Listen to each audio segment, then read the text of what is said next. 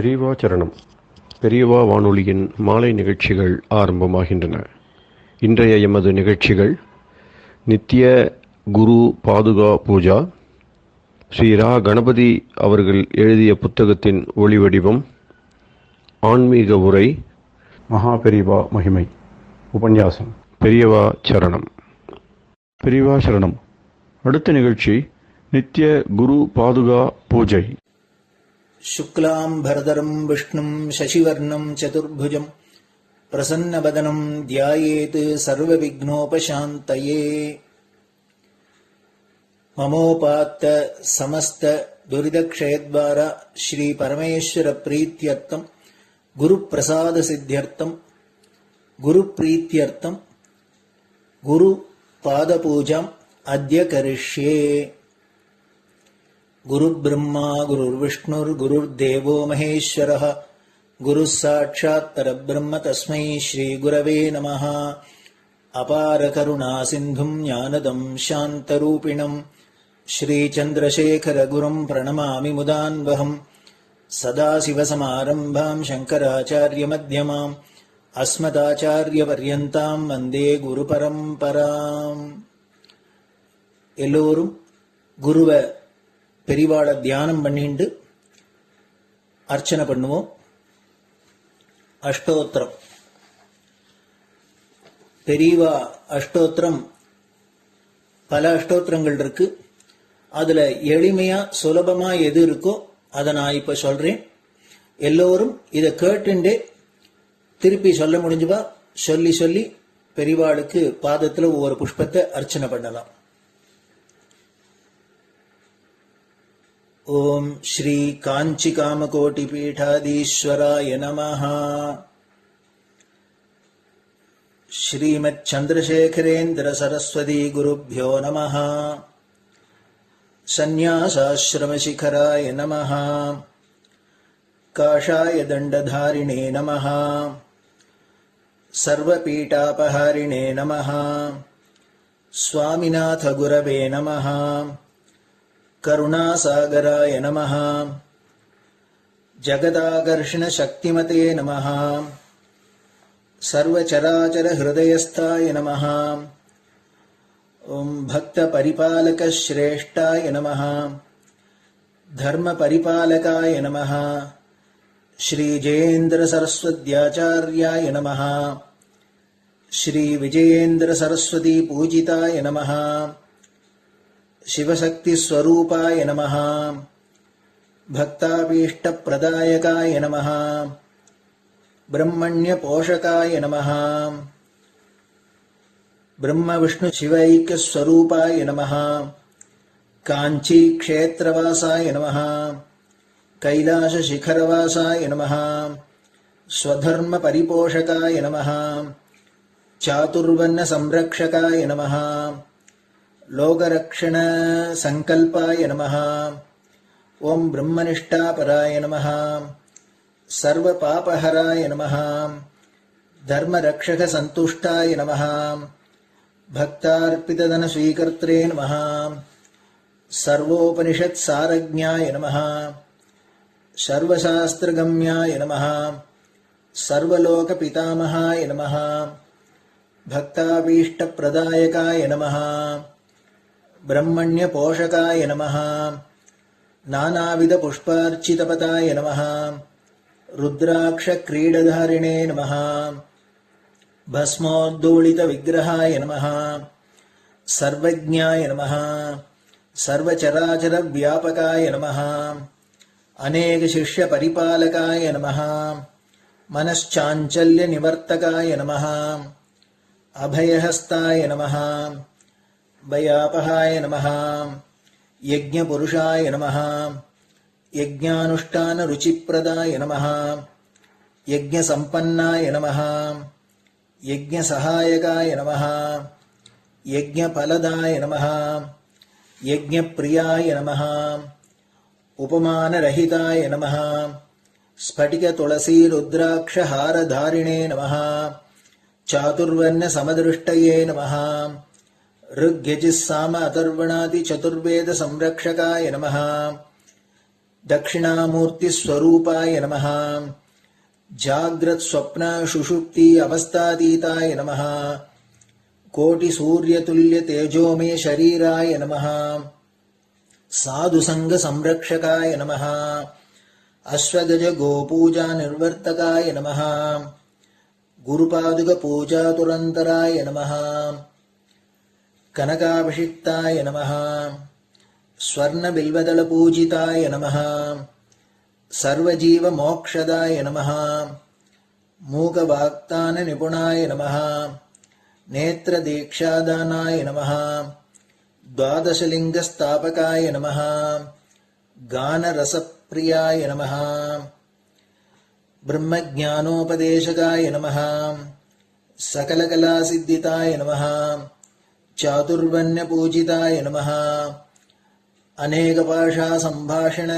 कोविताय नमः अष्टसिद्धिप्रदायकाय नमः ओम श्री शारदामठसुस्थिताय नमः नित्यान्नदानसुप्रीताय नमः प्रार्थनामात्रसुलभाय नमः पादयात्राप्रियाय नमः नानाविधमतपण्डिताय नमः श्रुतिस्मृतिपुराणज्ञाय नमः देवयक्षकिन्नरकिंपुरुषपूज्याय नमः श्रवणानन्दकरकीर्तये नमः दर्शनानन्दाय नमः अद्वैतानन्दभरिताय नमः अव्याजकरुणामूर्तये नमः शैव वैष्णवादिमान्याय नमः श्रीशङ्कराचार्याय नमः दण्डकमण्डलोहस्ताय नमः वीणामृदङ्गसकलवाद्यनाथस्वरूपाय नमः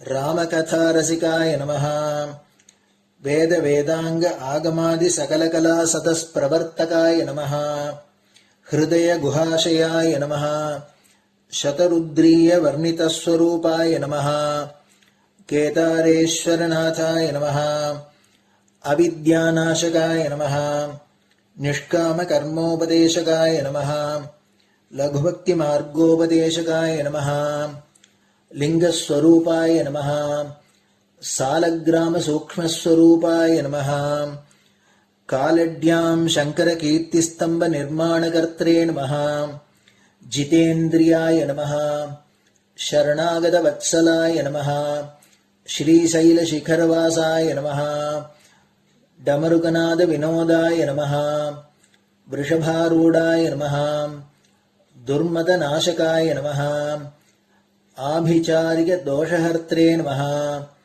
मिताहाराय नमः मृत्युविमोचकशक्त्याय नमः श्रीचक्रार्चनतत्पराय नमः दासानुग्रहकारकाय नमः अनुराधानक्षत्रजाताय नमः सर्वलोकख्यातशीलाय नमः वेङ्कटेश्वरचरणपद्मषट्पदाय नमः श्री महात्रिपुरसुन्दरी समेत श्री चन्द्रमौलीश्वर पूजाप्रियाय नमः श्रीमच्चन्द्रशेखरेन्द्र सरस्वती सद्गुरु परब्रह्मणे नमः गुरुभ्यो नमः परमगुरुभ्यो नमः परमेष्टिगुरुभ्यो नमः परात्परगुरुभ्यो नमः गुरुपरम्पराभ्यां नमः गुरुपादुकाभ्यां नमो नमः.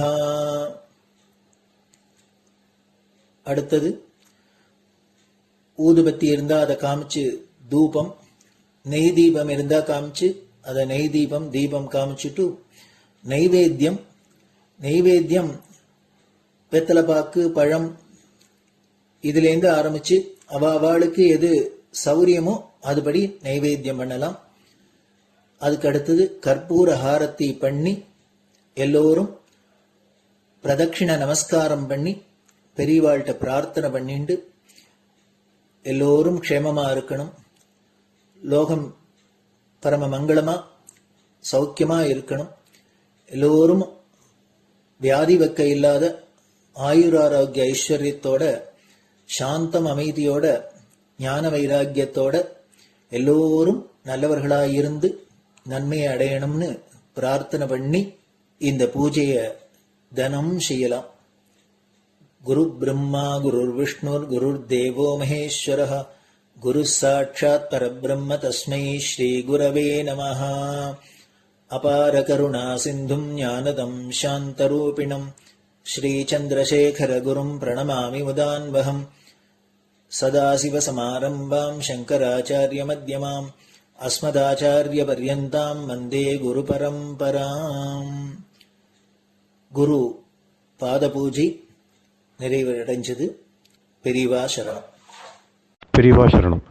பெரியவா வானொலியில் நேயர்கள் அடுத்து கேட்க இருப்பது ஸ்ரீ ரா கணபதி அவர்கள் எழுதிய புத்தகத்தின் ஒளி வடிவம். அளிப்பவர் ஸ்ரீமதி உமா சங்கர் அவர்கள். தேனினும் இனிய சொல்லான் தீச்சுடர் மேனி கொண்டான் ஊனுயிர்க்குயிரதான ஒன்றினைக் கலந்து நின்றான் ஏனினிக் கவலை நெஞ்சே இன்றுனக் அருள் செய்தான் இஞ்ஞானவான் காமகோட்டி நாதனை நம்புவோமே. ஜெய ஜெய சங்கர ஹரஹர சங்கர.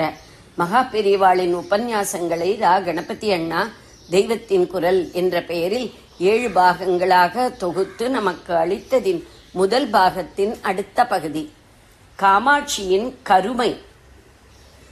எந்த நிறமும் இல்லாத சூரிய ஒளியிலிருந்து ஒளி சிதறல் ரிஃப்ராக்ஷன் மூலம் ஒரு நிறத்தை பிரித்தால் உடனே மற்ற 6 நிறங்களும் பிரிந்து நானும் போகிறேன் என்று வெளிப்படத் தொடங்குகின்றன. இது ஒரு வேடிக்கை.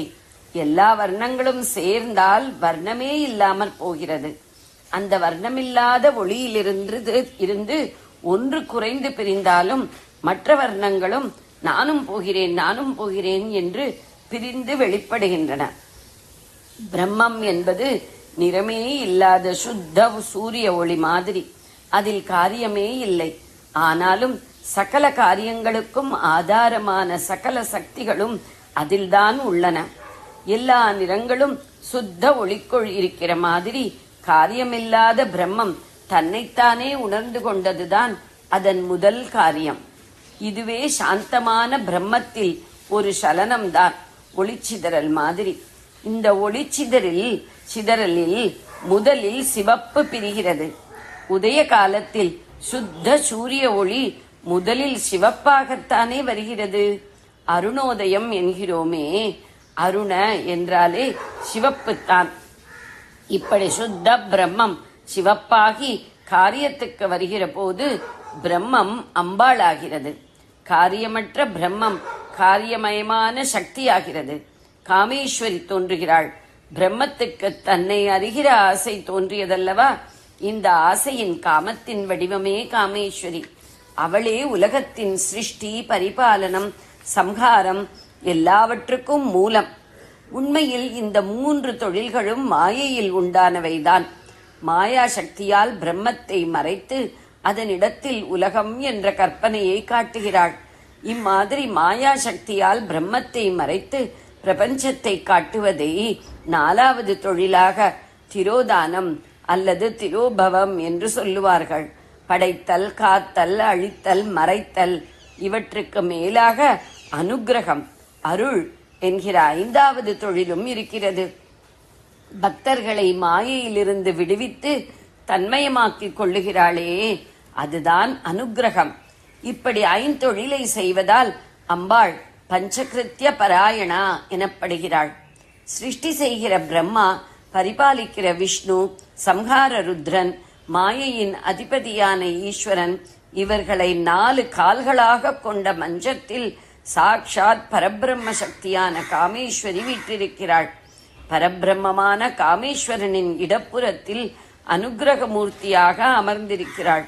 காமேஸ்வரன் பிரம்மம், காமேஸ்வரி பிரம்மசக்தி. இவர்கள் சதிபதிகள்.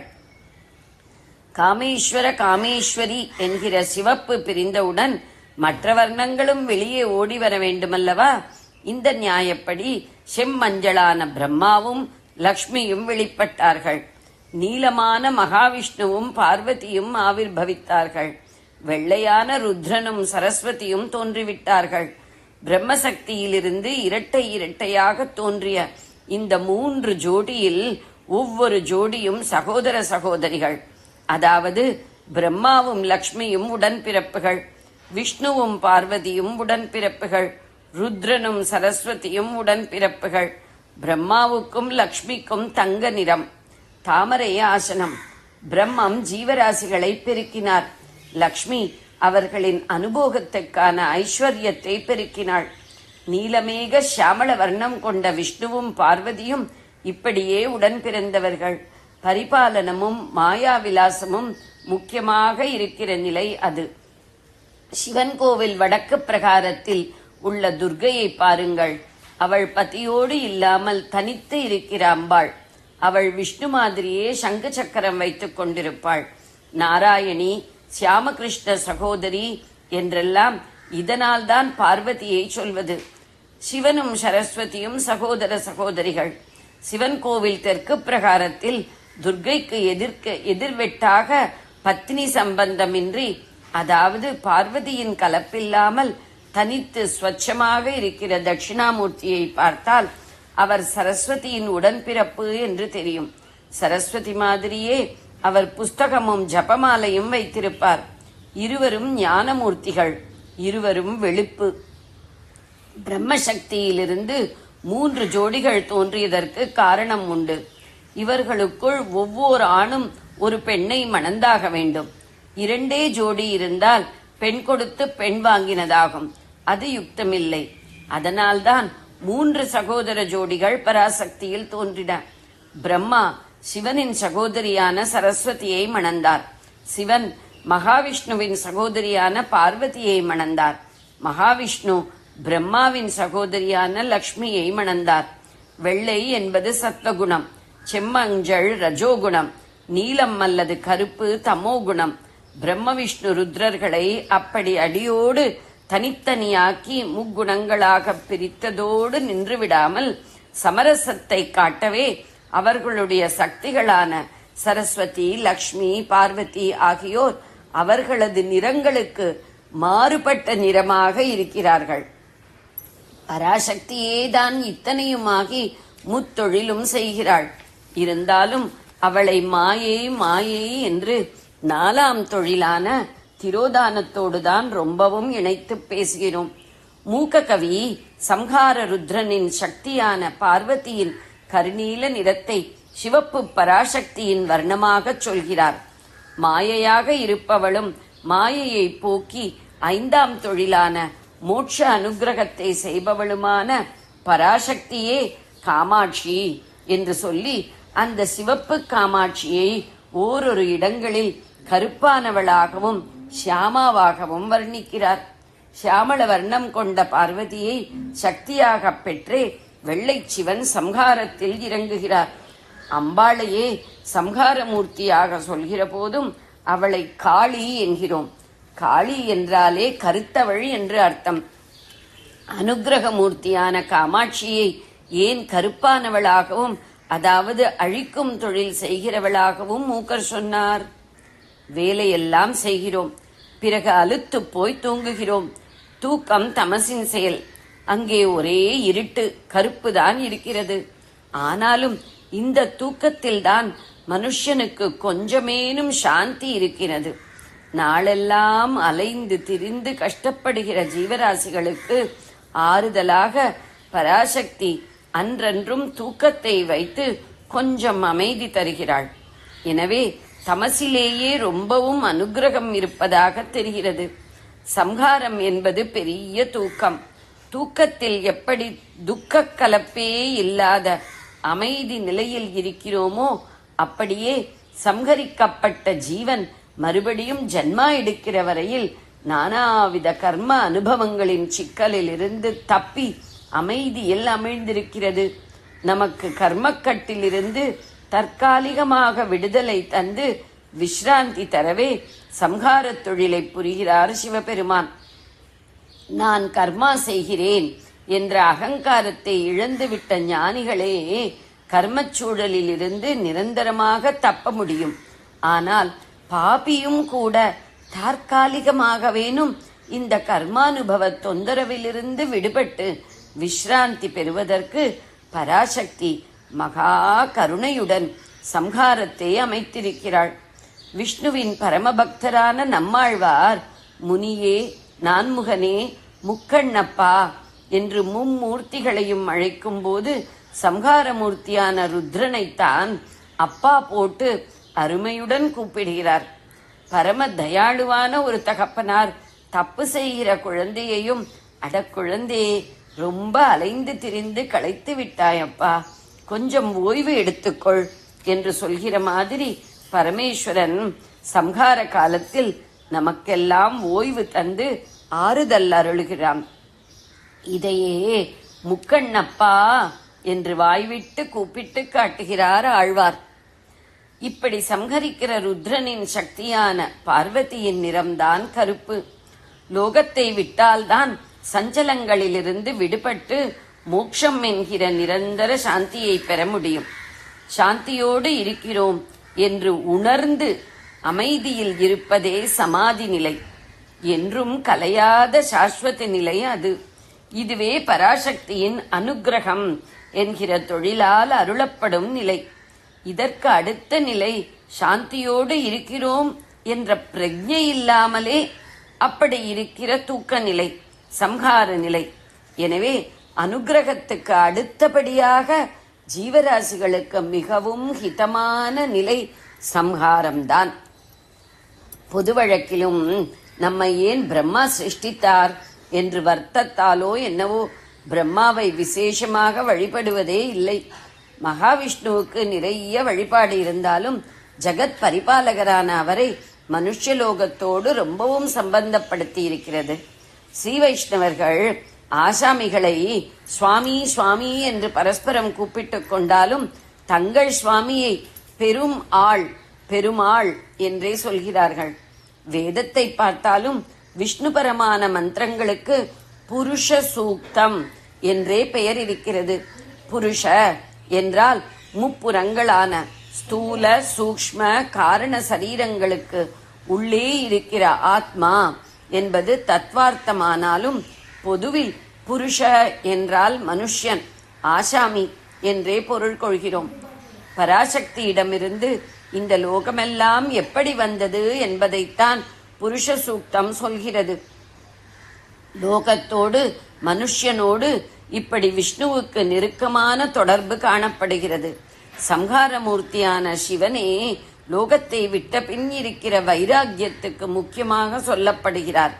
விஷ்ணு ஆலயத்தை பெருமாள் கோயில் என்றும், சிவா ஆலயத்தையே ஈஸ்வரன் கோயில் என்றும் சொல்கிற வழக்கமும் இருக்கிறது.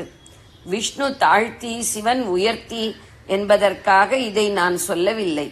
அப்படி சொன்னால் அது அடியோடு தப்பு. இரண்டும் முழுக்க முழுக்க ஒரே வஸ்துதான். ஆனால் அவரவர் செய்கிற கிருத்தியத்தை பொறுத்து லோக ரீதியில் அவர்கள் எப்படி நினைக்கப்படுகிறார்கள் என்று காட்டுவதற்காக சொன்னேன். சிவப்பு காமாட்சியை கருப்பானவள் என்று மூகர் ஏன் சொன்னார் என்று யோசிக்கும்போது இத்தனை அபிப்பிராயமும் வந்தது. சாஸ்வத சாந்தி என்கிற மோட்ச நிலைக்கு தற்காலிக சாந்த நிலையான சம்ஹாரமே மிகவும் கிட்டத்தில் இருக்கிறது.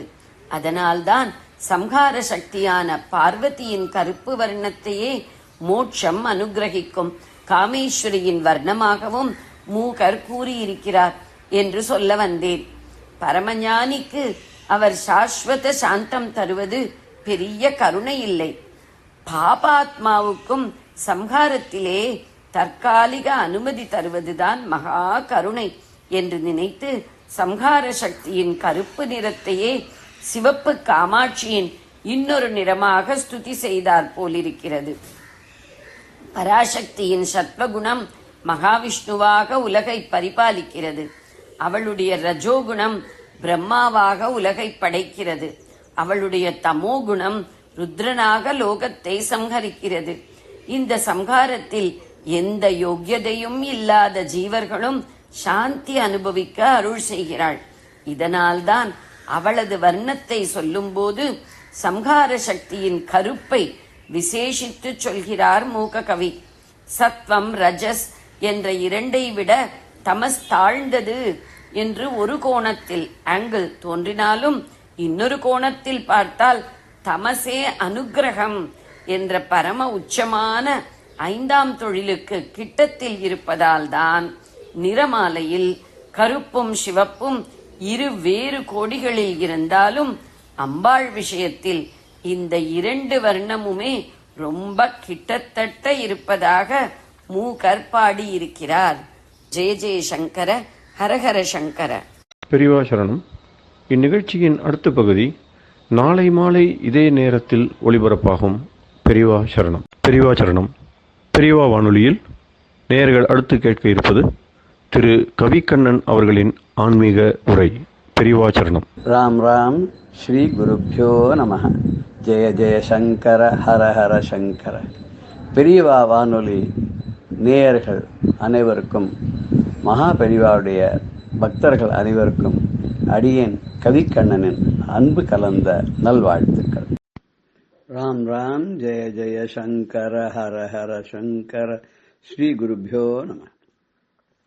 திருக்கடவுரில் திருமேச்சூர் இந்த தொடரில் 48வது பகுதியில் நம்ம பார்க்க இருக்கிறது 75, 76வது பாடல்கள் அபிராமி அந்தாதியில்.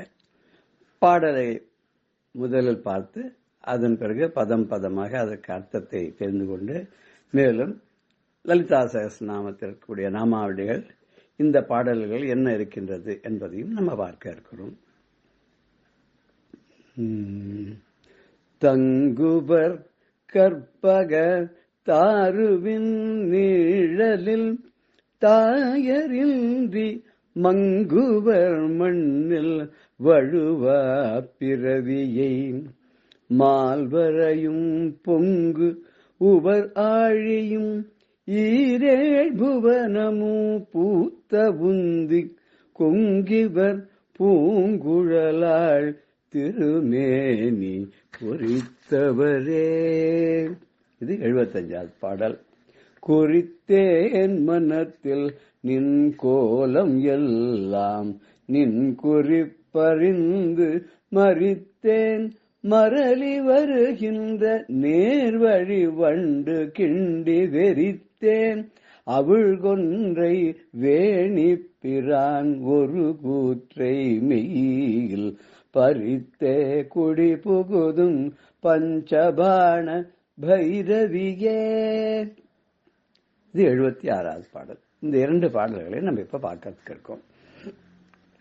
தங்குவர் கற்பகத்தாருவின் நிழலில் தாயரின்றி மங்குவர் மண்ணில் வழுவா பிறவியை மால்வரையும் பொங்கு உவர் ஆழியும் இரேழ் புவனமும் பூத்த உந்தி கொங்கு இவர் பூங்குழலாள் திருமேனி குறித்தவரே அப்படிங்கிறார்.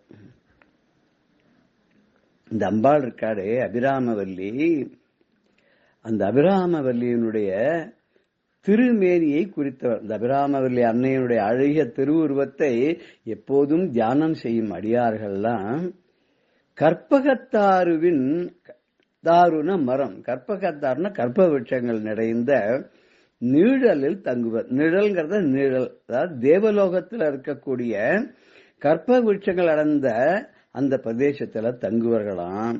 அதுக்கப்புறம் மண்ணில் வழுவா பிறவியை, இந்த பூமியில திருப்பி மறுபடியும் பிறவி துன்பத்தை அடைவதற்காக தாயர் இன்றி, இனிமேல் ஒரு தாயார் வயிற்றில் பிறக்காமல் மங்குவர், அது மங்கி போகும்படியாக, அழிந்து போகும்படியாக, இனி பிறவி இல்லை என்ற நிலை வரும்படியாக அந்த பாக்கியத்தை பெறுவார்கள் அப்படிங்கிறார். எப்படி அம்பாளுடைய திருவுருவத்தை எப்போதும் தியானம் செய்யக்கூடிய அடியார்கள் தான் கற்பக விருட்சங்கள் நிறைந்த காட்டு பகுதியெல்லாம் சோலையெல்லாம் நிறைந்த தேவலோகத்துல அங்கேயே தங்கி திருப்பி இந்த பூமிக்கே வராம மறுபடி பிறந்து இறந்து அந்த பிறவி துன்பத்தை அடையாமல், இனிமேல் ஒரு தாயார் வயிற்றிலே பிறவாமல், அந்த பிறந்தும் இறந்தும் ஒரு தாயார் வயிற்றிலே தங்கும் அந்த புனரப்பி ஜனனம் புனரப்பி மரணம் புனரப்பி ஜனனி ஜட்டரே சயனம் அப்படிங்கிற நிலை இல்லாமல்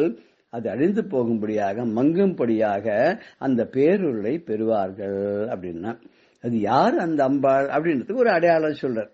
மால் வரையும் பொங்கு உவர் ஆழியும் ஈர் ஏழ் புவனமும் பூத்த உந்தி கொங்கு இவர் பூங்குழலாள். இவள் ஒரு பூங்குழலாள். பூத்த உந்தி கொங்கு இவர் பூங்குழலாள், அதாவது மனம் நிறைந்த மலர்களை அணிந்த அழகான கூந்தலை உடைய அப்பேற்பட்ட இந்த அம்பாள், இந்த அபிராமி, இவளுடைய திருவுருவத்தை தியானம் பண்ணணும் அப்படின்னா இவ எப்பேற்பட்டவ தெரியுமா?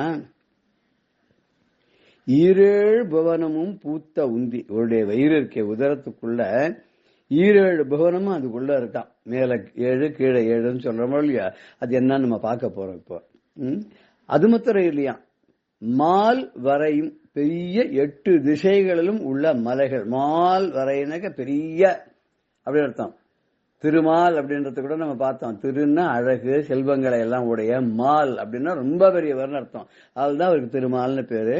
இங்க பெரியதான 8 திசைகளிலும் உள்ள மலைகளையும் பொங்கு உவர் ஆழி, பொங்கி அலைகளோடு கூடிய உவர்ப்புடைய 7 கடல்களையும் 7 புவனம் 2 14 உலகங்களையும் பூத்த படைத்த ஈன்றெடுத்த உந்தி அந்த வயிற்றை உடையவள் இந்த அம்பாள். இப்போ நம்ம பார்த்த பிரகாரம் பெரிய 8 திசைகள் உள்ள மலைகளையும் பொங்குகின்ற அலைகளை உடைய கடல்களையும் 7 14 உலகங்களையும் ஈன்றெடுத்த வயிறையும் மனம் மிக்க மலரை அணைந்த கரு நிற அழகான கூந்தலை உடையவளுமான அபிராமி அன்னையுடைய அழகிய திருவுருவத்தை தியானம் செய்யும் அடியார்கள் என்றென்றும் கற்பக விருட்சங்கள் நிறைந்துள்ள தேவலோகத்தில் தங்கி பின்னர் இந்த பூமியில் மீண்டும் பிறந்து இறந்து துன்பப்படும் நிலையையும் ஒரு தாயார் வயிற்றிலே பிறக்கக்கூடிய அந்த அவல நிலையையும் அடையாமல் மிகவும் நன்றாக பேரருளோடு வாழ்வார்கள் அப்படிங்கிற மாதிரி ஒரு குழு கொடுத்துட்டார் நமக்கு. இதுல ஸ்வர்க அபவர்கதா அப்படின்ற சொர்க்கத்தையும் மோட்சத்தையும் கொடுப்பாள். இப்படி கொடுக்கக்கூடியவள் 764வது நாமாவளி. இல்ல சொர்க்கம் அபவர்க்கம்னா, சொர்க்கம்னா நம்ம புண்ணியம் பண்ணா சொர்க்கத்துக்கு போறோம், பாவம் பண்ணா நரகத்துக்கு போறோம் சொல்ற. நம்ம பாவமே பண்ணல, புண்ணியமாவே பண்ணிட்டோம், இல்ல அம்பாளுடைய திருவடியை பிடிச்சுட்டோம், நம்முடைய பாவங்கள்லாம் கழிந்து போயிடுத்துன்னா அப்போ அவ நமக்கு சொர்க்கத்தை கொடுக்கறான்னு சொன்னா இல்லையா. ஆனா சொர்க்கம் வேண்டாம் அப்படின்னு நம்ம சொல்லிட்டோம், எனக்கு சொர்க்கமே வேண்டாமா உண்டு அருள் போரும் சொல்லிட்டா மோட்ச நிலை. இனிமே திருப்பி சொர்க்கத்துக்கு போனவா கூட க்ஷீணே புண்ணியம் மத்ஸ்யலோகம் சந்தின்னு சொல்லிட்டு கீதையில கிருஷ்ணன் சொல்றான். புண்ணியம் தீர்ந்து போயிடுதுன்னா மறுபடியும் இந்த பூலோகத்துக்கு வரணும்னு. அது இல்லாத அம்பாள் என்ன பண்றாளான்னா, உனக்கு வேண்டாமா சொர்க்கமும் வேண்டாமா, உனக்கு பாவமும் இல்ல, நான் உனக்கு புண்ணியமும் இல்லையா, வா உனக்கு மோட்ச சாம்ராஜ்யத்தை இடம் தரேன்னு தன்கிட்ட சேர்த்துடுறா அப்படின்னு சொல்றார். அதுக்கப்புறம் பவநாசினி, சம்சார பந்தத்தை எல்லாம் அழிக்கக்கூடியவள். இது 175வது நாமாவளி. சம்சார பந்தம் எப்ப ஏற்படுது? மீண்டும் பிறந்து மீண்டும் இறந்து வந்து போய் இந்த பந்த தலையில மாட்டின்னு திண்டாடுறோமே, அதை அழிச்சுடுவள் அப்படின்னா. ராஜபீட நிவேசித நிஜாசிரிதான் பேரு. தன்னை அண்டி வந்தவர்களை எல்லாம் சக்கரவர்த்திகளாக பண்ணிடுவாளாம், செல்வ சிறப்போட வச்சுடுவாளாம். அந்த ராஜா பதவியும் வேண்டான்னு சொன்னா மோட்சத்தை கொடுத்துருவாளாம், சொர்க்கத்தை கொடுத்துருவாளாம். இப்படி எல்லாத்துக்கும் உயர்ந்த நிலையை நமக்கு அள்ளி கொடுக்கக்கூடியவளாக அம்பாள் இருக்கா. இங்க மால் வரையும் சொல்லி 8 திசைகள் இருக்கிற மலைகளை சொன்னார். உவர் ஆழின்னு 7 கடலை சொன்னார். 7 புவனங்கள்ல 14 சொன்னார். அது என்ன தெரியுமா? ஆக்சுவலா அம்பாளுடைய உலகத்து வயிற்றுக்குள்ள திரு உந்தியில என்னென்ன இருக்குன்னா மலைகள் இருக்கு, கடல் இருக்கு, 14 புவனங்கள்லாம் இருக்கு. அந்த 7 கடல் என்னன்னா உவர் நீர், உப்பு நீர், நன்னீர், தூய்மையான நீர், பாலால் ஆன கடல், தயிர் கடல், நெய்க்கடல், கருப்பஞ்சாறு நிறைந்த கடல், தேன் நிறைந்த கடல். மலைகள் என்னன்னா கைலை மலை, இமயமலை, மந்திரமலை, விந்தியமலை, நிஷதமலை, ஹேமகூட்டமலை, நீலகிரி மலை, கந்தமாதன மலை அப்படின்னு 7 மலைகள். மேல இருக்கிற 7 உலகம் என்னன்னா பூலோகம், புவர்லோகம், சுவர்லோகம், ஜனலோகம், தபோலோகம், மகாலோகம், சத்தியலோகம் அப்படின்னு. கீழே இருக்கிற 7 உலகங்கள் என்னென்ன? ஆத்தளம், விதளம், சுதளம், தராதலம், மகாதலம், ரசாதலம், பாத்தாளம் அப்படின்னு இத்தனையும் தன்னுடைய உதரத்துக்குள்ள அடக்கி வைத்திருக்கக்கூடிய அம்பாள்னா அவ இனிமே திரும்பி பெறாத நிலையை நமக்கு கொடுப்பான்னு சொன்னா அதுக்கு அம்பாள் ஒரு அழகான ஒரு குறிப்பு கொடுத்தாளாம். என்ன குறிப்பு கொடுத்தா அப்படின்னா, என்னுடைய அடியை திருவடியை பற்றிக்கொள், உனக்கு யம பயம் இனிமே கிடையாது அப்படின்னு ஒரு மாதிரி எனக்கு செய்கை காமிச்சா. நான் அந்த செய்கையை புரிஞ்சுட்டேன். என்ன செய்கைன்னா, யமன் வந்தா எப்படி யமன் கிட்டே இருந்து தப்பிச்சுக்கிறதுன்னு எனக்கு ஒரு அழகான வழியை கத்து கொடுத்தா. அதை நான் உங்களோட ஷேர் பண்ணிக்கிறேன் அப்படிங்கிறார். உங்களையும் படையாவண்ணம் பார்த்திருமேன்னு சொன்னார் இல்லையா? இங்கு என்னை இனி படையாளை உங்களையும் படையாவண்ணம் பார்த்திருமேன்னு சொன்ன மாதிரி தான் என்ன கத்துண்டாரோ, அம்பாள் கிட்ட இருந்து என்ன குறிப்பை உணர்ந்தாரோ அதை நமக்கு சொல்றார். குறித்தேன் மனதில் நின் கோலம் எல்லாம் நின் குறிப்பு அறிந்து மறித்தேன், மரளி வருகின்ற நேர்வழி வண்டுகின்ற வெறித்தேன் அவிழ்கின்ற வேணிப்பிரான் ஒரு கூற்றை மெய்யில் பறித்தே குடிபுகுதும் பஞ்சபான பைரவியே. அம்பாளையே பார்த்து அட்ரஸ் பண்றார். பஞ்சபான பைரவியே அப்படிங்கிறார். 5 விதமான மலர் அம்புகளை எல்லாம் பானமாக அம்புகளாக தன் கையிலே கொண்டிருக்கக்கூடிய அழகிய பைரவி என்று கூறப்படுகிற அபிராமியே,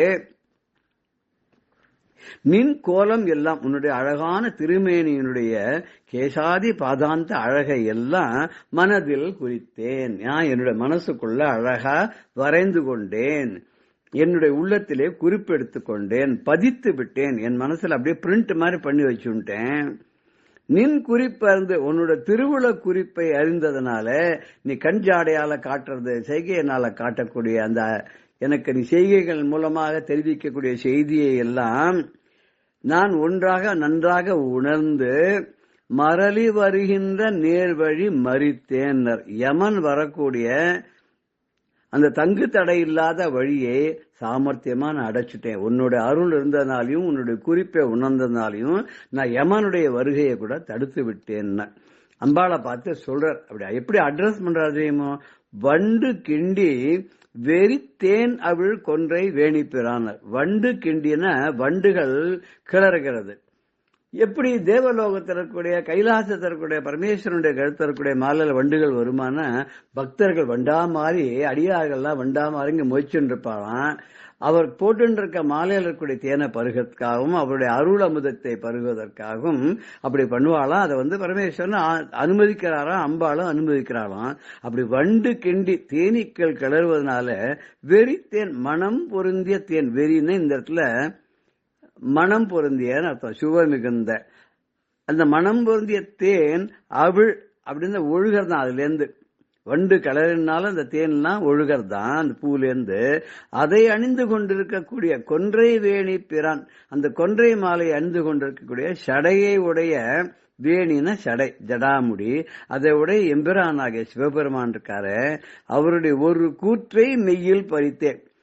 அவருடைய உடம்புல ஒரு பாகத்தை நீ இடப்பாகத்தை பறித்து கொண்டு அங்கே நீ அமர்ந்து விட்டு உன்னுடைய வாசஸ்தலமாக பண்ணிவிட்டாய். குடி புகுதும், அங்கே குடி புகுந்த பஞ்சபான பைரவியே. வண்டு கோதியதுனாலே மனம் பொருந்திய தேன் அதுலேருந்து கட்டவிழ்ந்து ஒழுகுகின்ற வழியாக உள்ள அந்த கொன்றை மலர் மாலையை அணிந்திருக்கக்கூடிய ஜடாபாரத்தை உடைய சிவபெருமானுடைய திருமேனியில ஒரு பாகத்தை கவர்ந்துன்னு பறித்து, ஏன்னா எப்பவுமே ராஜாக்கள் சண்டை போடுற போது ஒரு ராஜா ஒருத்தன் ஜெயிச்சுட்டானா அவங்ககிட்ட என்னெல்லாம் இருக்கோ அத்தனை செல்வத்தையும் பிடிங்கின்னு வந்துருவான்ற மாதிரி சிவபெருமானுடைய திருமேனியிலேயே ஒரு பாதியை கவர்ந்து அங்கேயே குடிமுகுந்தாலாம். அதனாலதான் அர்த்தநாரீஸ்வரன் பேரு. ஆனா அர்த்தநாரீஸ்வரன் சொன்னா அபிராமி பற்ற ஒத்துக்க மாட்டார். அர்த்த ஈஸ்வர நாரி அப்படின்பார். தன் உடம்பிலே பாதி பரமசிவன் அவரை மொத்தமா வெற்றி கொண்டு தன்னோட உடம்புல அவரை பாதியை கொடுத்துட்டா அப்படின்னு இவர் சொல்வார். கையில 5 மலர் அம்புகளை வச்சுருக்கா பைரவியாக. அந்த ரூபத்தை, அழகான வடிவத்தை, கேசாதி பாதாந்தம் அழகு சொட்ட இருக்கக்கூடிய அவருடைய உருவத்தை தன்னுடைய மனதுல பதித்து அந்த யமன் கொடுங்காலன் அவன் துளி கூட இறக்கமே இல்லாத என்னுடைய உயிரை பறிக்க வரும்போது அவன் வராவண்ணம் அவனுடைய வருகின்ற வழியை நான் தடுத்து விட்டேன். ரொம்ப சாமர்த்தியமா பண்ணிட்டேன்னா. ஏன்னா அம்பாளை கண்டா அவனுக்கு ரொம்ப பயம். ஏன்னா மார்க்கண்டேயன் அவனுடைய 16வது வயது முடியும் போது யமன் அவருடைய உயிரை கவரத்துக்கு வரும்போது சிவலிங்கத்தை அவர் கட்டிக்கிறார். அப்போ பரமேஸ்வரன் யமனை காலால உதைக்கிறார். உதைத்த கால் இது இடது கால். அந்த இடது பக்கத்துல அம்பாள் இருக்கா. பரமேஸ்வரனுடைய இடது பக்கத்துல அம்பாள் இருக்கா. அந்த இடது காலால உதைத்தது தேவியினுடைய கால். அதுக்கப்புறம் கருணையோட அம்பாள் உயிர் பிச்சை கொடுக்கும்படியா பரமேஸ்வரன் வேண்டிக்கிறார். இதுதான் திருக்கடையூர்ல பார்த்தா அமிர்தகட்டேஸ்வரர். அங்க சுவாமிக்கு 2 விதமான பேர் இருக்கு. அமிர்த கட்டேஸ்வரன் பேரு, இன்னொன்னு காலசம்ஹாரமூர்த்தின்னு பேர். இந்த காலனை சம்ஹாரம் பண்ணார், திருப்பி அவனுக்கு மீண்டும் உயிர்ப்பித்து விட்டார். ஏன்னா உலகத்துல பேலன்ஸ் இருக்கணுமோ, பிறப்பு இறப்பு 2 சேர்ந்துருக்கணும். அதுதான். அதுதான் ஸ்ரீகண்ட அர்த்த சரீரிணின்னு. ஸ்ரீகண்டன்னா ஸ்ரீன விஷம், விஷத்தை கண்டத்திலே தன்னுடைய கழுத்திலே நிறுத்தி வைத்துக் கொண்டிருக்கக்கூடிய ஷரீரிணி, ஸ்ரீகண்ட அர்த்த சரீரிணி. அதனால 392வது நாமம் லலிதா சஹஸ்ரநாமத்துல பரமேஸ்வரனுடைய உடலை பாதியை தான் கவர்ந்து அங்கே குடி புகுந்தார் அப்படிங்கறத ரொம்ப அழகா சொல்றார். அம்பாளுக்கு பைரவி அப்படின்னு ஒரு பெயர் இருக்கு. பைரவி அப்படின்னு சொன்னாக்க முத்தொழில்கள் புரியக்கூடிய பைரவர், அந்த பயங்கரமான வடிவமாக இருக்கக்கூடியவர், அவருடைய சக்தி. பைரவருடைய சக்தி பைரவி, சம்புவுடைய சக்தி சாம்பவி.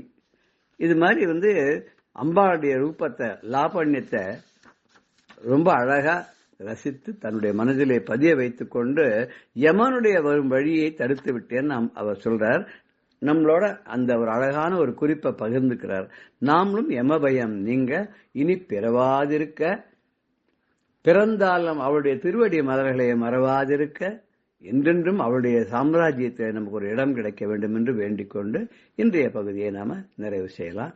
ஜெய ஜெய சங்கர, ஹர ஹர சங்கர, ஸ்ரீ குருபியோ நம. பெரியவா சரணம். இந்நிகழ்ச்சியின் அடுத்த பகுதி நாளை மாலை இதே நேரத்தில் ஒளிபரப்பாகும். பெரியவா சரணம். பெரியவா சரணம். அடுத்த நிகழ்ச்சி மகா பெரியவா மகிமை உபன்யாசம். வழங்குபவர் பிரம்மஸ்ரீ கணேச சர்மா அவர்கள். அபார கருணா சிந்தும் ஞானதம் சாந்தரூபிணம் ஸ்ரீ சந்திரசேகர குரும் பிரணமாமி முதான்வகம். காஞ்சி மகாபெரிவாளோட மகிமையை கொஞ்சம் கொஞ்சமா பார்த்துட்டு வரோம். அதுல பெரியவாளோட அன்பு, அந்த அன்பு அப்படிங்கிறது எல்லா ஜீவராசிகள்ட்டையும் ஒரே மாதிரி இருக்கு அப்படிங்கிறது தான் ஞானிகளோட லட்சணமாவே சாஸ்திரங்கள்ல தான் சொல்லப்பட்டது. ஞானிகள் எப்படி இருப்பான, சமதர்ஷினகா அப்படின்னு சொல்றது, எல்லாத்தையும் ஒன்னா பாக்குறது. அதாவது மனுஷனா இருந்தாலும் சரி, செடி கொடிகளா இருந்தாலும் சரி, இல்ல ஒரு விலங்கினமா இருந்தாலும் சரி, எதுவா இருந்தாலும் ஒரே மாதிரி பாக்குறது. நம்மள மாதிரி சாதாரண மனுஷாளுக்கு மனுஷாலேயே மனுஷாலாம் மதிக்க தெரியல. ஆனா ஞானிகளுக்கெல்லாம் சாதாரண ஜீவராசிகள் எல்லாம் கூட ஒரு மனுஷனை பார்க்கறதே நமக்கு எப்படி அன்பு இருக்குமோ அதே மாதிரியே பார்க்கிறோம்.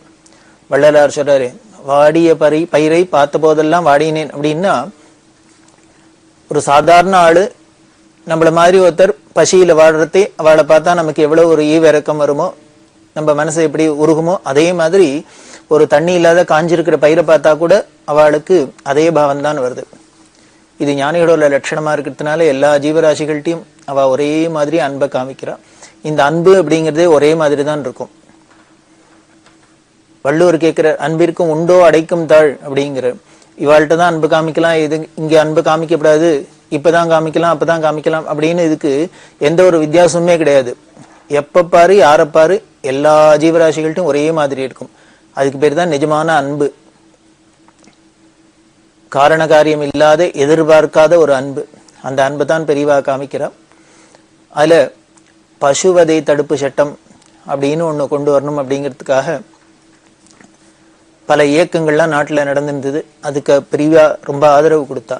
ஏன்னா பசுமாடு வாயில்லா ஜீவன், அது நம்ம பால் கொடுக்கற வரைக்கும் அதை உபயோகப்படுத்திக்கிறோம். அதை கறவை நின்றுடுத்துனா அது ஏதோ நமக்கு ஒரு பர்டன் மாதிரி, லைபிலிட்டி மாதிரி. அதுக்கு ஆகாரம் போடுறது, அதுக்கு தீனி போடுறது, அதை நாம பாதுகாக்கிறது நமக்கு ஒரு அதிகப்படி மாதிரி தோன்றது இல்லையா? அது தோணக்கூடாது அப்படின்னு வீட்டிலேயே நம்ம மூதாதையர்கள்லாம் இருக்கா, வயசானவாள்லாம் இருக்கா, அப்பா இருக்கா, அம்மா இருக்கா, தாத்தா இருக்கா, பாட்டி இருக்கா அப்படின்னா, இந்த அப்பா அம்மா தாத்தா பாட்டி எல்லாம் ரிட்டையர் ஆயிட்டா, வயசாயிட்டா, ஒரு காரியமும் செய்ய முடியல அப்படின்னா, செய்ய முடியலனாலும் அவளை வச்சு நாம ரட்சிக்கிறோம். ரட்சிக்கிறது நம்ம கடமையா நினைக்கிறோம். அதை போலதான் வீட்டுல உள்ள நம்ம உறவுகாரால நம்ம மனுஷால எப்படி பாதுகாக்கணும், அவளால நமக்கு உபயோகம் இருந்தாலும் சரி, உபயோகம் இல்லைன்னாலும் சரி, பலன் இருந்தாலும் சரி, இல்லைன்னாலும் சரி, அவர்களை பாதுகாக்கணும் அப்படிங்கிறது நம்மளோட கடமையா நினைக்கிறாப்புலதான் கால்நடைகள்லாமும் நினைக்கணும். அதுக்காக தான் இந்த பசுவதை அப்படிங்கிறத தடுக்கணும் அப்படின்னு வச்சா பெரியவா. அதுக்கு பல பேர் நாட்டுல பல இயக்கங்கள் உருவாக்கினா. அதுக்கெல்லாம் பெரியவா ஆதரவு கொடுத்தா. குறிப்பா கால்நடைகள்ல பசுவை ரொம்ப புனிதமா சொல்லப்பட்டிருக்கு அப்படின்னு சொல்றோம். அந்த பசுக்களை பாதுகாக்கிறதுக்காக பல திட்டங்கள் பெரியவா சொன்னா. எல்லா ஜீவராசினும் ஒரே மாதிரி அன்பு தான் அப்படின்னு நாம பார்க்கிறோம் இல்லையா? அதுக்கு இன்னும் ஒரு சிலது பார்க்கலாம். பெரியவா மடத்துல இருக்கிறதே காஞ்சி மடத்துக்கு சொந்தமான நிலங்கள்லாம் பல ஊர்ல பல இடங்கள்ல இருக்கு. பல ராஜாக்கள் பல பேர் அப்பப்போ அந்தந்த காலகட்டங்கள்ல மடத்துக்குன்னு சந்திரமௌலீஸ்வர பூஜை, மடத்துல உள்ள தர்ம காரியங்களுக்காக தானம் பண்ணினதெல்லாம் அங்கங்க நிறைவே கிடக்கு. அப்படி இருக்கிற ஒரு பகுதி கீழம்பி அப்படின்னு ஒரு இடம், காஞ்சிபுரத்துக்கு பக்கத்துல இருக்கு. கீழம்பி அப்படின்னு ஒரு கிராமம். அந்த கிராமத்தையே ராஜா அந்த காலத்துல ஆச்சாரியாளா, காமகோடி பீடத்துல ஆச்சாரியாளா இருந்தவருக்கு பூதானம் பண்ணினதெல்லாம் சொல்லப்படுறது. ரெக்கார்டெல்லாம் இருக்கு, கல்வெட்டெல்லாம் இருக்கு. அந்த கீழம்பியில மடத்துக்கு சொந்தமான நிலம், அதுல நிலக்கடலை போட்டுருந்தா. நிலக்கடலை போட்டு அது அறுவடை ஆகி மூட்டை மூட்டையா நிறைய மடத்துக்கு வந்தது. அந்த மகசூல்லாம் வந்திருக்கு. பெரியவாள்கிட்ட சொன்ன மேனேஜர் வந்து சொன்ன, நிலக்கடலை எல்லாம் அறுவடை ஆகி வந்திருக்கு அப்படின்னு. பெரியவா பார்த்தா சரின்னு விட்டா. அதை பத்தி ஒன்றும் கேட்டுக்கல. ஒரு வாரம் கழிச்சு பெரியவா என்ன பண்ணா, தங்கிட்ட கைங்கரியம் என்ற ஒரு பையனை கூப்பிட்டு, ஏதோ நம்ம என்ன கீழம்பி நிலத்திலேருந்து நிலக்கடலை வந்ததுன்னு சொன்னார் மேனேஜர். அது இருக்கா இருந்தா கொஞ்சம் வாங்கிட்டு வா சாப்பிட்றதுக்கு அப்படின்னு. இந்த பையன் போய் கேட்டார் மேனேஜர்கிட்ட. மேனேஜர் என்ன பண்ணிட்டார், அதுக்குள்ள மடத்துக்கு நிலக்கடலை எல்லாம் வந்தது, அத்தனை மூட்டை மூட்டையா இருக்க நிலக்கடலை வச்சுன்னு என்ன பண்ண முடியும்? அதனால அவ என்ன பண்ணிட்டா, அதை எல்லாத்தையும் கடையில கொடுத்து வித்து என்கேஷா பண்ணியாச்சு. ஏன்னா பணம் தான் வேணும் அப்படிங்கிறதுனால எல்லா சாமானையும் வச்சுக்க முடியாது. அப்படியே நெல்லு முதலான சாமானா இருந்ததுன்னா உங்களுக்கு தினமே யூஸ் ஆகும். நிலக்கடையில எல்லாம் தினம் யூஸ் பண்ண போறது இல்லை. அது மூட்டை மூட்டையா அதை வச்சு என்ன பண்ண போறது, வீணா போயிட போறது அப்படின்னு அவர் கடையில விலைக்கு கொடுத்து அதை பணமா மாத்தியாச்சு. இது மாத்தினத்துக்கு பிறகு பெரியவா கேட்கிறா, கீழம்பி நிலத்துல விளைஞ்ச நிலக்கடலை விடணும், கொஞ்சம் சாப்பிட்றதுக்கு வேணும் அப்படின்னு. மேனேஜர் பார்த்து, என்னடா சோதனையா இருக்கு, முன்னால கேட்டிருந்தாலும் கொஞ்சம் எடுத்து வச்சிருக்கலாம், நம்ம அதுவும் இவ கேட்பான்னு தெரியாது. இப்ப சோதனையா கீழம்பி நிலத்திலேருந்து வந்த நிலக்கடலை வேணுங்கிறா, என்ன பண்றதுன்னு தெரியல அவருக்கு. அதனால என்ன பண்ணார், பெரியவாளோ கேட்காத பெரியவா கேட்கிறா, அதை இல்லைன்னு சொல்றதுக்கும் மனசு வரல. உடனே என்ன பண்ண, அந்த பையன்ட்ட இராசித்த நான் கொஞ்சம் ஏற்பாடு பண்ணி தரேன் அப்படின்னார். இவர் போனார், கடையிலேருந்து கொஞ்சம் நிலக்கடையில வாங்கி கொடுத்துட்டு வந்து, இதை கொண்டு பெரியவாள்கிட்ட கொடு, பெரியவா நிலக்கடலை தானே கேட்டா, இதை கொடு அப்படின்னு. அந்த பையன் கொண்டு வந்து கொடுத்தார். ஏன் இவ்வளவு நேரம் அப்படின்னு. தெரியல, ஏதோ காரியமா இருந்தார், இப்பதான் கொடுத்தார். பெரியவா உடனே மேனேஜரை கூப்பிடு அப்படின்னா வந்தார். நான் கீழம்பி நிலத்துல விளைஞ்ச நிலக்கடலை கேட்டேன், நீ என்ன கொடுத்து அனுப்பிச்சிருக்க அப்படின்னு. இல்ல பெரியவா நிலக்கடலை கேட்டா கொடுத்துருக்கேன். நான் நிலக்கடலை நீ கொடுத்துருக்க இல்லைன்னு சொல்லல, நான் கேட்டது கீழம்பி நிலத்துல விளைஞ்ச நிலக்கடலைன்னு, நீ அதையா கொடுத்துருக்க அப்படின்னு. அவர் பார்த்தார், நம்ம ஏதோ கடையில வாங்கினது பெரியவா தெரிஞ்சு விட்டா அப்படின்னு. உடனே விஷயத்த சொன்ன, அதை வித்தாச்சு அதனால கொடுக்கல, இப்ப வாங்கிட்டு வந்து கொடுத்துருக்கேன். இல்ல அப்படின்னா, எனக்கு அங்க நிலத்துல விளைஞ்சதுதான் வேணும்னு கேட்டேன், அது இல்லைன்னா இல்லைன்னு சொல்லிருக்கலாம், அதுக்காக நான் கேட்டதை இல்லைன்னு சொல்லப்படாது அப்படிங்கிறதுக்காக நீ இது மாதிரி எல்லாம் பண்ணணும் அப்படின்னு அவசியம் இல்லை அப்படின்னு. சரி விட்டாச்சு, போயிட்டார். இருந்தாலும் மேனேஜருக்கு ரொம்ப மனசு தாபமா இருந்தது, பெரியவா கேட்டு இல்லைன்னு சொல்றமே. அதனால என்ன பண்ணினார், அந்த பையனையும் அழிச்சினார், நேர கீழம்பி நிலத்துக்கு போனார். அங்க போய் ஏதானும் ஒரு 10 நிலக்கல்யாணம் அந்த நிலத்துல இருந்ததுனால் அதை கொண்டு பெரியவாளுக்கு அர்ப்பணம் பண்ணும் அப்படிங்கிறதுக்காக போய் தேடி பார்த்தார். இல்லை, அப்படி தேடுறதே ஒரு பெரிய எலிப்பொந்து இருந்தது. அந்த எலிப்பொந்துக்குள்ள பெருசா பெருசாள் இருக்கு. எலிப்பொந்துனா பெருசா இருக்கு. பார்த்தா எதேச்சியா அது வாயில கடலை தெரிஞ்சது. கடலை தெரியறதுன்னு இவருக்கு சந்தோஷம், என்னமோ இதுக்குள்ள இருக்கு போல இருக்கு அப்படின்னு. உடனே ஆளை கூப்பிட்டார். இந்த பாறையால இந்த பொந்தை தோண்ட சொன்னார், வெட்ட சொன்னார். உடைச்சு பார்த்தா உள்ளுக்குள்ள ஒரு மூட்டை நிலக்கடலை இருக்கும் போல இருக்கு. இந்த எலி எல்லாம் எடுத்துன்னு போய் அதுக்குள்ள சேர்த்து வச்சிருக்கு. அவருக்கு ஒரே சந்தோஷம், இவ்வளவு நிலக்கடலை கிடைச்சிருத்தேன்னு. அதுல இருந்து இத்தனை எடுத்துட்டார், மூட்டையை கட்டிட்டார், வந்து பெரியவாள்கிட்ட கொடுத்தார். பெரியவா அப்ப இல்லைன்னா இப்ப ஏதுன்னா, இல்ல இது கீழம்பி நிலத்துல விளைஞ்சது அப்படின்னா, இது என்னமோ நடந்திருக்கு அப்படின்னு பெரியவாளுக்கு சந்தேகம் வந்துருத்து. அதனால மேனேஜரை அனுப்பிச்சுட்டா. அவர் ஏதோ சொல்றதுக்கு தயங்குற, ஏதோ நம்மள்ட்ட மறைக்கிறார் அப்படின்னு அவரை அனுப்பிச்சுட்டா. அப்புறம் இந்த பையனை அனுப்பிச்சிருந்தாலே போய் கள்ள வாங்கிடுவான்னு அந்த பையன்ட்ட முள்ள பேச்சு கொடுக்குறாப்புல பெரியவா விசாரிச்சா, ஆமா முதல்ல மேனேஜர் இல்லைன்னு, அப்புறம் இப்ப வந்துடுத்து, எப்படி கிடைச்சது அப்படின்னு. ஏன் இவ்வளவு லேட்டு அப்படின்லாம் ஏதோ பேச்சு கொடுக்கறதே அந்த பையன் ரொம்ப சாது பாவம் என்ன பண்ண, நடந்த விஷயம் எல்லாத்தையும் சொல்லிட்டான். மாமாவோட கிளம்பி நிலத்துக்கு போனோம், அங்க தேடி பார்த்தோம் கிடைக்கல. அப்போ உடனே ஒரு எலிப்பந்து பார்த்தோம், அதுல துளி கடலை தெரிஞ்சது, எட்டி பார்த்தாப்புல இருந்து உடனே உடைச்சு பார்த்தா நிறைய இருந்தது, அதுலேருந்து எடுத்துருந்தது. அப்படியா அப்படின்னா சரி விட்டுட்டாத்தோட. உடனே திருப்பி மேனேஜரை கூப்பிட்டு பிரிவா சொல்றான், கடையில போய் 1 முட்டை 2 முட்டை நிலக்கடலை எல்லாம் வாங்கிட்டு சொல்லும், வண்டியை கட்டு, வண்டியில ஏத்துவி, நாம எல்லாரும் இப்ப கீழம்பிக்கு போறோம் அப்படின்னா. அவர் எதுக்கு அப்படின்னு, போறோம் அப்படின்னு. இங்கேருந்து கீழம்பிக்கு பெருசா வண்டியில நிலக்கடலை எல்லாம் ஏத்திருக்கு, வெளியிலேருந்து வாங்கின நிலக்கடலை முட்டையெல்லாம் ஏத்திருக்கு. மேனேஜர் போற, எல்லாரும் அடுத்த சிப்பந்திகள்லாம் வர, பெரியவாளும் கூடவே போறா. போய் அங்க என்ன பண்ணினா ஒவ்வொரு எலிப்புந்தா பார்த்து இந்த வேர்க்கடலையே போட சொல்றா. அப்போ மேனேஜர்கிட்ட சொன்னா, நான் ஒரு சன்னியாசிக்கு முதல்ல வேர்க்கடலை தங்கணும், அத்தை பண்ணும் இத்த பண்ணணும்னு ஆசை வரதே முதல்ல தப்பு தான், மத்தியமம் தான். இருந்தா கூட ஏதோ நம்ம நிலத்துல விளைஞ்சது இன்னைக்கு மூட்டையா வந்திருக்குன்னு சொன்னாலே அதுல ஏதானு 2 எப்படி இருக்குன்னு பாக்கலாங்கிறதுக்காக கேட்டேன். அது இல்லைன்னா இல்லைன்னு சொல்லியிருக்கலாம், எனக்கு இல்லைன்னு சொல்லக்கூடாது நான் கேட்டு அப்படிங்கிற ஒரு என்கிட்ட இருக்கிற பிரியத்தினால நீங்க என்ன பண்ணிருக்கு, இங்க வந்து எலிப்பந்தை உடைச்சு எடுத்த.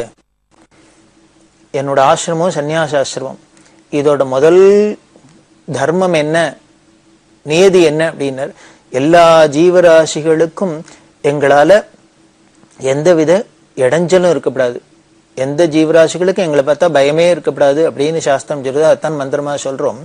அப்படி இருக்கதே அஹிம்சை பரிபூர்ணமா இருக்க வேண்டிய ஒரு ஆசிரமத்துல இருக்கிறவனுக்கு வேர்க்கடலை வேணுங்கிறதுக்காக ஒரு வாயில்லா ஜீவன் சேர்த்து வச்சிருக்கிற அந்த நிலக்கல்லை எடுத்து சாப்பிட்டா இது நியாயமா? அது பாவம், அதுகள் ஏதோ தங்களோட காலத்துக்காக பிற்காலத்துக்காக இதெல்லாம் சேர்த்து வச்சிருக்கு. இப்படி ஒரு வாயில்லா ஜீவன்ட்டு இருக்கிறத அடிச்சு பிடுங்குறாப்புல இருக்கு, அதோட பொந்தை நாம உடைச்சு அதுல இருக்கிற வேர்க்கடலை எடுத்து நாம தின்னோம்னா இது மகா பாபம், தோஷம். அதனால ஒண்ணு தெரிஞ்சுக்கோ, ஏதோ எங்கிட்ட இருக்கிற பிரியத்தினால நீங்கள்லாம் எனக்கு நான் எதை கேட்டாலும் கொடுத்தணும், என்னை திருப்திப்படுத்தணுங்கிறதுக்காக நீங்க எந்த காரியம் வேணா பண்றதுன்னு வச்சுக்காதீங்க. அப்படி பண்ணினேன்னா அந்த பாப்பம் எல்லாமும் என்ன சேரும். ஏன்னா குருவா நான் இருக்கிறதுனால சிஷ்ய பாப்பம் குரும் ரஜேத் அப்படின்னு நீங்க பண்ற தோஷங்கள்லாம் என்னையும் வந்து சேரும். நான் டைரக்டா எந்த ஜீவராசிகளுக்கும் இடைஞ்சல் பண்ணலைன்னா கூட இத மாதிரி இன்டைரக்டா ஏதானும் பண்றதுக்கு நான் காரணமானா கூட அந்த தோஷம் வந்து தான் சேரும். அதனால அதுக்கு கூட இடம் கொடுக்கக்கூடாது. தயவு பண்ணி இது மாதிரி இனிமே இப்படி பண்ணாதீங்க. இருந்தா இருக்கு, இல்லைன்னா இல்லை, பரவாயில்ல, அதனால ஒன்றும் தப்பு இல்லை அப்படின்னு சொல்லி அவளுக்கு உபதேசம் பண்ணி அத்தனையும் அந்த எலிப்பந்தை உடைச்சு எடுத்ததுக்காக, ஏதோ ஒரு வேர்க்கடலை எடுத்ததுக்காக இப்போ 1 மூட்டை வேர்க்கடலையே எல்லாத்துக்கும் பிராயச்சித்தமா எல்லா ஜீவராசிகளுக்கும் எலிப்பந்துக்கு எலிப்பந்தா பார்த்து போடச்சிட்றான். அதான் பெரியவாளோட குணம். நம்மளால அடுத்த வாளுக்கு உபகாரம் இருக்கோ இல்லையோ, அட்லீஸ்ட் இடைஞ்சல் இல்லாதையான கஷ்டம் இல்லாதையான இருக்கணும். அப்படி நாம ஒவ்வொருத்தரும் இருக்கிறதுன்னு தீர்மானம் பண்ணின்னு விட்டாலே போறோம். நாட்டுல ஏதானும் பிரச்சனை இருக்குமோ, இத்தனை தீவிரவாதம் இருக்குமா, இவ்வளவு கஷ்டங்கள் இருக்குமா, அது இருக்குமா, இது இருக்குமா, ஒண்ணுமே இருக்காது. எல்லோரும் அமைதியா இருக்கலாம், சாந்தமா இருக்கலாம், ஆனந்தமா இருக்கலாம். அதுக்குத்தான் மகான்களோட சரித்திரம்லாம் இது மாதிரி விஷயங்கள்லாம் நமக்கு ஒரு நிகழ்ச்சிகள் மூலியமா அவ நடத்தி காமிச்சு இது மாதிரிலாம் லீலை பண்ணி நமக்கு ஒரு படிப்பினையை கொடுக்குறா. அப்படிதான் பெரியவா எலிகளுக்கு எல்லாமும் விருந்து வைக்கிறா. இன்னும் பல ஜீவராசிகளுக்கு பெரியவா ஒரு இடத்துல உட்கார்ந்துட்டு இருக்கா. ஒரு மரத்தடியில உட்கார்ந்தா அதுக்கு பக்கத்துல எறும்பு பொந்து போல இருக்கு. அந்த எறும்பு புத்துலேருந்து நிறைய நெருப்பெரும்பு வந்து பெரியவா பாட்டுக்கு பேசிட்டு இருக்கா. காலில் மொச்சு இருக்கு. நூறுணி அனந்தகிருஷ்ண சாட்சியில் அப்படின்னு அவரோட பொண்ணு செல்லம்மா அப்படின்னு அந்த மாதிரி தப்புல நின்று பார்த்துட்டு இருக்கா. பார்த்தா பெரியவா கால் முழுக்கலும் நெருப்பெரும்பு மொச்சு இருக்கு. நெருப்பெரும்பு ஒரு எறும்பு கடிச்சாலே நம்மளால தாங்காது. 100கணக்கான நெருப்பெரும்பு காலில் மொச்சுருந்தா அந்த அம்மாவுக்கு தாங்கல. அந்த அம்மா அலறிட்டு பெரியவாள்கிட்ட சொல்றா, ஐயோ கால் முழுக்கலும் எறும்பு வச்சிருக்கு, பெரியவா காலை உதறணும் எல்லாம் தட்டி விட்டுக்கணும் அப்படின்னா பெரியவா சிரிச்சுட்டே, நீ சிம்பிளா சொல்லிட்ட, ஈஸியா, என்னால என் காலை பிடிச்சுட்டு இருக்கு, அதை என்னால உதற முடியலையே அப்படின்னு. அந்த அம்மா ரொம்ப சொல்லி ஆச்சரியப்படுவோம். பெரியவா சொல்றா, இந்த எறும்பெல்லாம் வந்து காலை பிடிச்சுன்னு இருக்கா, அவரால் உதற முடியலையா. அதாவது காலில் சரணம்னா வந்து விழுந்திருக்கு. அது ஏதோ அதோட சுவாவம் வந்து காலை முக்கிறது கடிக்கிறதுக்கு. அப்படி தன் காலை பிடிச்சு கடிக்கிறதுக்குன்னு காலை பிடிச்சா கூட இந்த எறும்பெல்லாம் எப்பேற்பட்ட புண்ணியசாலிகளா இருக்கலாம், என்ன புண்ணியம் பண்ணி இருக்கணும். நம்மள மாதிரி சாதாரண மனுஷா காலை வந்து பிடிச்சு கடிக்கிறதுக்கு வந்ததுன்னா ஆன் த ஸ்பாட் அது க்ளோஸ் ஆகிருக்கும். பரமாத்மாவான அன்பே சிவமான அவளோட பெரிவா கால பிடிச்சதுனால அதுகளுக்கெல்லாம் பரம பாக்கியம். பெரிவா சொல்றா, என் காலை பிடிச்சிருத்தோ அதனால என்னால உதற முடியல அப்படின்னு.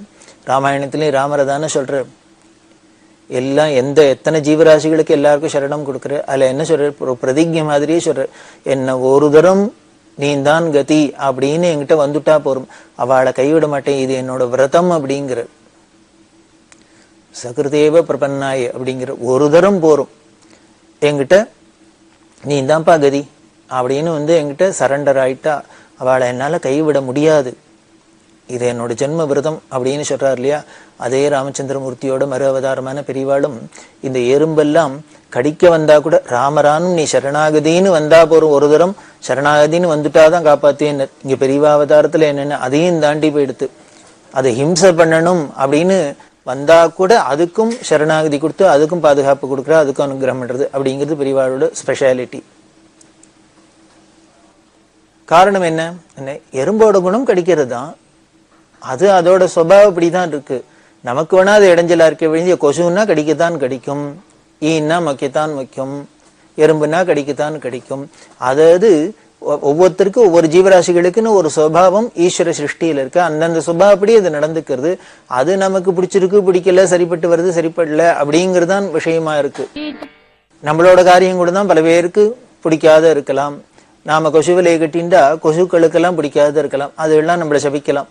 என்னைய அது ஒத்தங்கூட நம்மள ரத்தத்தை குடிக்க விடாத, நம்ம சாப்பாட்டு ஆகாரம் பண்ண விடாத இவெல்லாம் நம்மளை பட்னி போடுறாளே அப்படின்னு அதுகளுக்கெல்லாமும் கோவம் வரலாம் இல்லையோ. கொசு அப்படின்னு ஒண்ணு ஞாபகம் வருது. பெரியவா நாளைக்கு ராத்திரி மடத்துல படுத்துட்டு இருக்கிற பெரியவாளை திடீர்னு பார்த்தா பக்கத்துல படுத்திருந்த இடத்துல காணும். ஆளை காணணும்னு பக்கத்துல இருந்த அசிஸ்டன்ட் அவருக்கு என்ன ஏது பெரியவா எங்க போயிட்டா, திடீர்னு இங்கேயான அங்க போயிடுவா இங்க போயிடுவா, யாத்திரை பண்றாளா, ஜபத்துக்கு போயிருக்காளா புரியல. தேடி பாக்குறாரு, கவலை வந்துடுத்து, பெரியவாளை எங்கேயோ காணுமே அப்படின்ட்டு பாதுராத்திரியில. உடனே அக்கம் பக்கத்துல இருந்த ஒருத்தர் 2 பேரும் மொல்ல எழுப்பி பார்த்தார், பெரியவாளை காணும் பெரியவாளை காணும். இப்ப கொஞ்சம் தேட ஆரம்பிச்சா. இப்படி தேடினா பின்னால மடத்துல பெரிய தோட்டம், அந்த தோட்டத்துல மாட்டுக்குட்டாய் இருக்கு. அந்த மாட்டுக்குட்டாயில ஒரு ஒட்டு திண்ணை, அந்த ஒட்டு திண்ணையில அந்த காலத்துல எலக்ட்ரிக் லைட் எல்லாம் கிடையாது, ஏதோ விளக்கு ஏற்றி வச்சிருக்கு, அரிக்கின் விளக்கு ஏற்றி வச்சிருக்கு. அந்த மங்கலான வெளிச்சத்துல யாரோ படுத்துட்டு இருக்கிறாப்புல தெரிஞ்சது. அந்த ஒட்டு திண்ணையில யாரோ படுத்துட்டு இருக்காளேன்னு கிட்டக்க போய் பார்த்தா பெரியவா படுத்துட்டு இருக்கா. எப்படி படுத்துட்டு இருக்கா, அந்த காட்சி எப்படி இருந்தது அப்படின்னா, வெறும் கௌபீனத்தோட பெரியவா படுத்துட்டு இருக்கா. உடம்பு முழுக்கல ஆயிரக்கணக்கான கொசு அப்படியே மொச்சிருக்கு. ஆனா பெரியவா ஆடல்ல அசையல, அப்படியே பிசாத இருக்கா. ஏன்னா உள்ளுக்குள்ள பிராணன் இருக்கா இல்லையான்னு கூட நமக்கு சந்தேகம் வர அளவுக்கு கட்ட மாதிரி ஸ்தான வேணமஹா அப்படின்னு ஸ்தானம் மாதிரி படுத்துன்னு இருக்கா. அப்படி கொசுக்கள்லாம் மொச்சுன்னு இருக்கு. இத பார்த்தோன்னே கூட இருந்தவருக்கு ரொம்ப தாங்கல, யோ அப்படின்னு கத்தினர். இவர் கத்தினோடனே பெரியவா முழிச்சுன்னு விட்டா. முழிச்சுன்னு பார்த்தா பக்கத்துல எல்லாரும் வந்திருக்கா. உடனே இந்த கத்தல் கேட்டு எல்லாரும் வந்துட்டா. லைட்டெல்லாம் வந்து பார்த்தா பெரியவா எந்தன உட்காந்துட்டா. எல்லாரும் கேட்டா, எதுக்கு பெரியவா இந்த ஒட்டு திண்ணையில இந்த கொசுவில வந்து படுத்துட்டு இருக்கா, உள்ளுக்குள்ள சௌக்கியமா மடத்துல இத்தனாம் பெரிய மடம், நாங்கெல்லாம் சௌரியமா படுத்துட்டு இருக்கோம், பெரியவா அங்க வந்து படுத்தக்கூடாதோ, ஏன் இங்க வந்து படுத்துட்டு, அதுவும் இப்படி மேல ஒரு துணியை கிணியை கூட போத்திக்கல, வெறும் கௌபீனத்தோட படுத்துட்டு இருக்கா, இப்படியோ கொசுவோ மொச்சு கிடக்கு, உடம்ப என்னத்துக்காருது அப்படி இல்லாம சொன்னா பெரியவா சொல்றா, இல்ல இல்ல நான் உள்ளதான் படுத்திருந்தேன், தூக்கம் வரல, இப்படி யோஜனை பண்ணி பார்த்தேன், ஈஸ்வரன் உலகத்துல எத்தனை ஜீவராசிகளை சிருஷ்டி பண்ணியிருக்காரு அப்படின்னு பார்த்தேன்.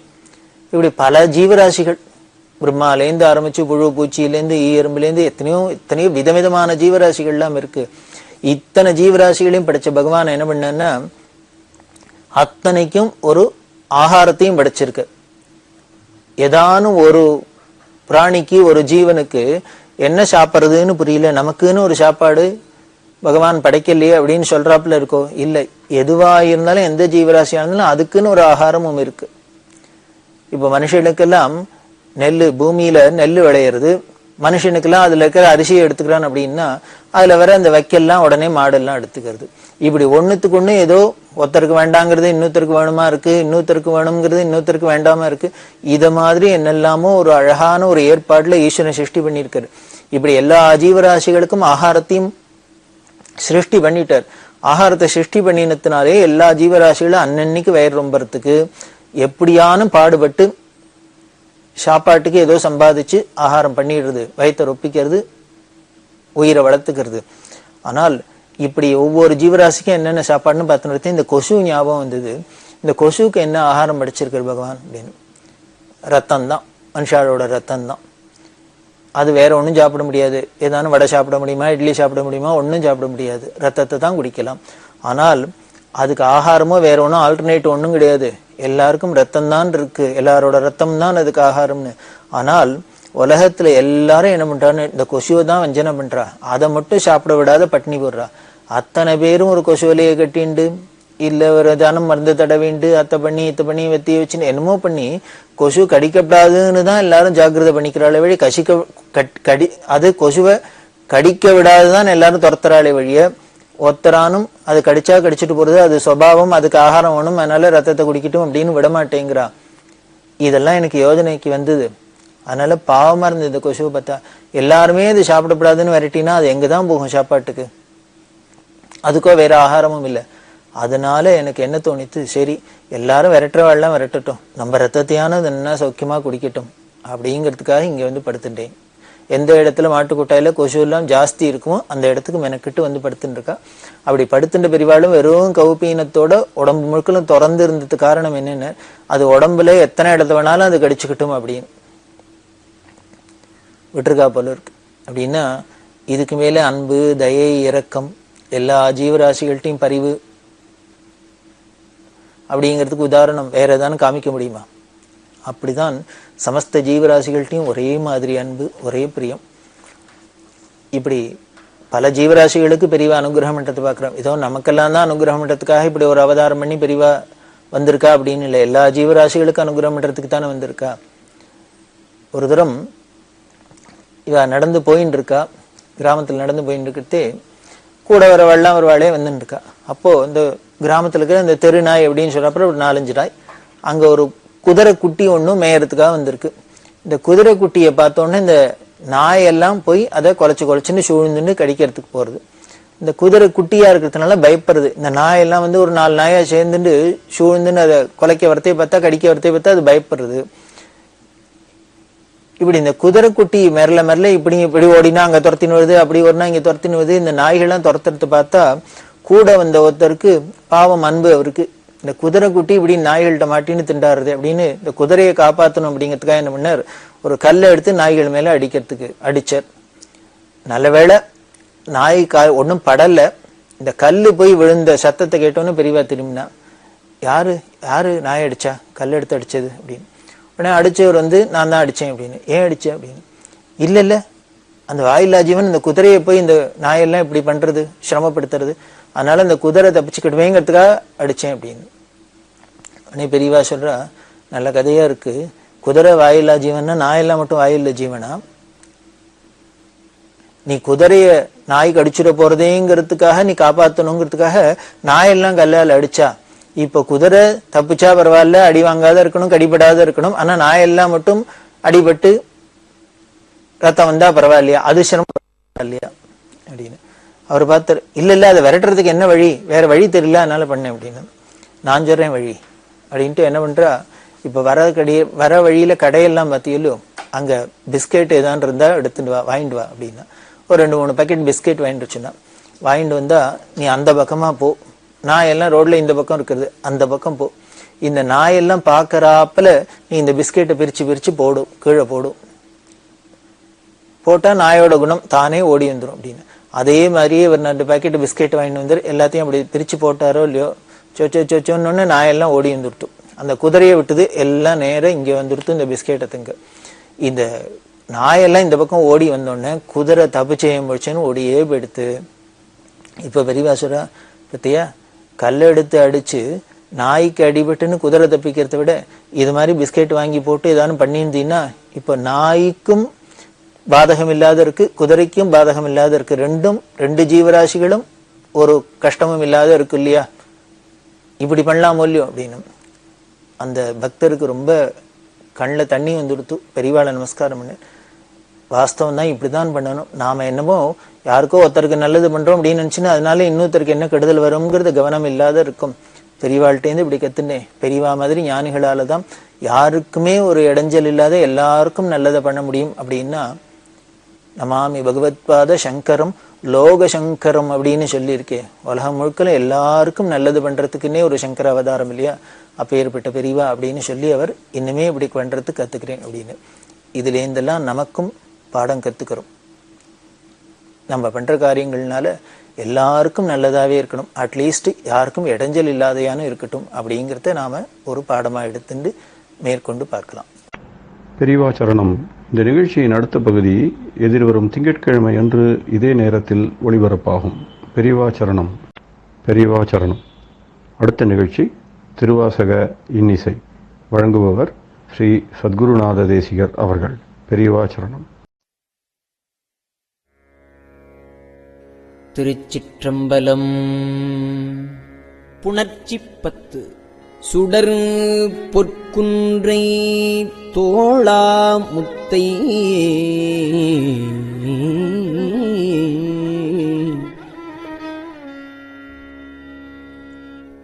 வாழா தொழும்புகந்து கடைப்பட்டேனை ஆண்டு கொண்ட கருணாலயனை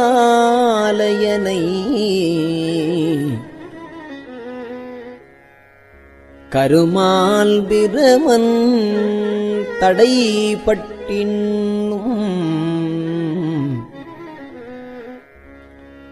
சுடர் பொற்குன்றை தோளாமுத்தை வாழா தொழும்புகந்து கடைப்பட்டேனை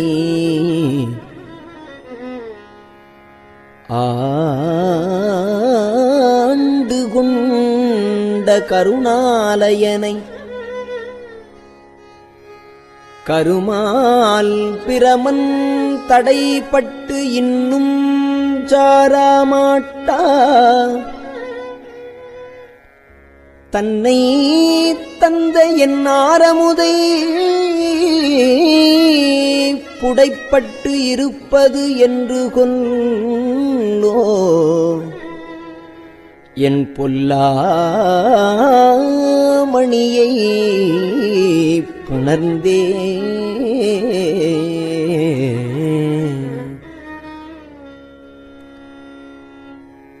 ஆற்றகில்லேன் அடியேன் அரசே அவனிதலத்து ஐம்புலனாய சேற்றில் அழுந்தா சிந்தை செய்து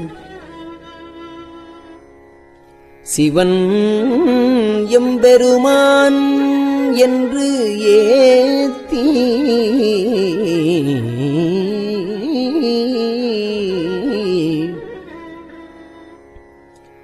ஊற்று மணல் போல் நெக்கு நெக்கு உள்ளே உருகி ஊற்று மணல் போல் நெக்கு நெக்கு உள்ளே உருகி ஓலமிட்டு போற்றி நிற்பது என்று கொல்லோ என் பொல்லாமணியை புணர்ந்தே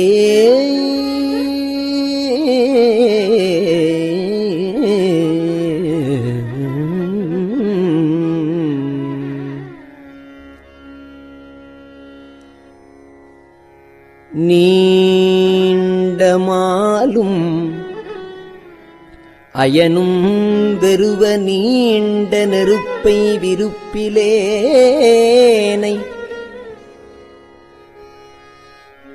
ஆண்டு கொண்ட என் ஆரமுதே அள்ளூரும் உள்ளத்து அடியார் முன்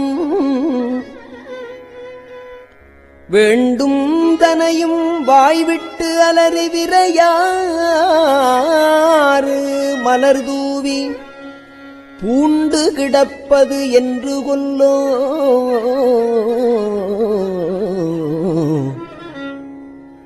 மலர் தூவி பூண்டு கிடப்பது என்று கொல்லோ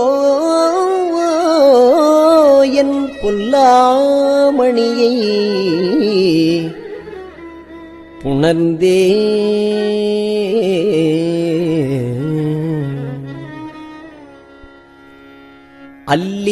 அல்லிக்கமலத்து அயனும் மாலும் அல்லிக்கமலத்து அயனும் மாலும் அல்லாதவரும் அமரர்கோனும்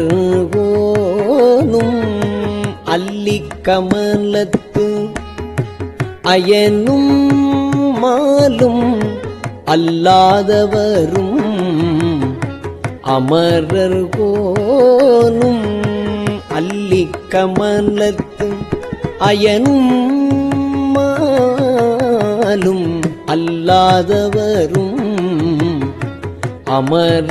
அமரர்கோனும் சொல்லிப் பரவும் நாமத்தானை சொல்லும் பொருளும் இறந்த சுடரை நெல்லிக்கனியை தேனை பாலை நிறையின் அமுதை அமுதின் சுவையை நெல்லிக்கனியை தேனை பாலை நிறையின் அமுதை அமுதின் சுவையை புள்ளி புணர்வது புள்ளி புணர்வது என்று கொல்லோ புள்ளி புணர்வது என்று கொல்லோ என் பொல்லாமணியை புள்ளி புணர்வது என்று கொண்டோ என் பொல்லாமணியை புணர்ந்தே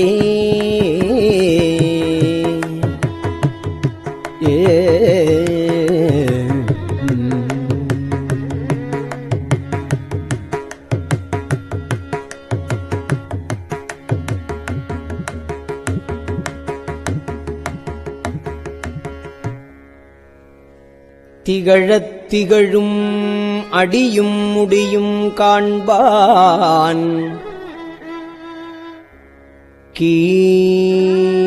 கீழ்மேல் அயனும் மாலும் அகழப் பறந்தும் காணமாட்டா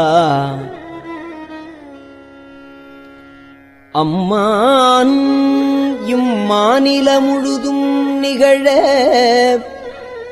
பணிகொண்டு என்னை ஆட்கொண்டு ஆவா என்ற நீர்மையெல்லாம்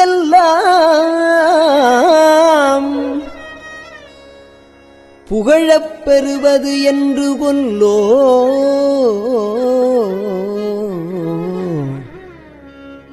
என்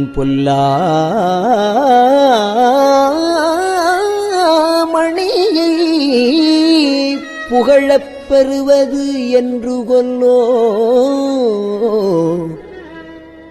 என் பொல்லாமணியை புணர்ந்தே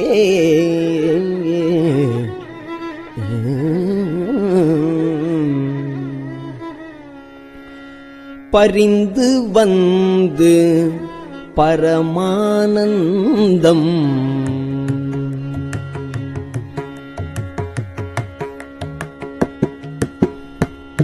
பரிந்து வந்து பரமானந்தம்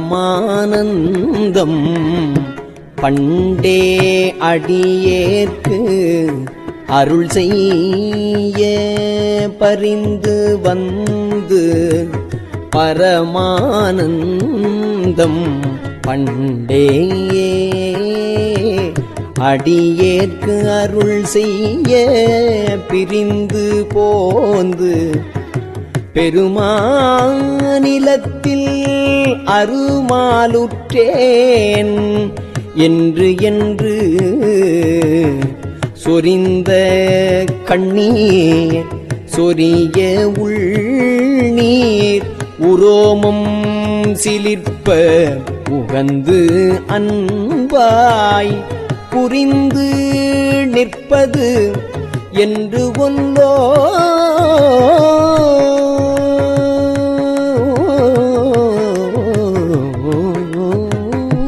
புரிந்து நிற்பது என்று கொல்லோ என் பொல்லாமணியை உணர்ந்தே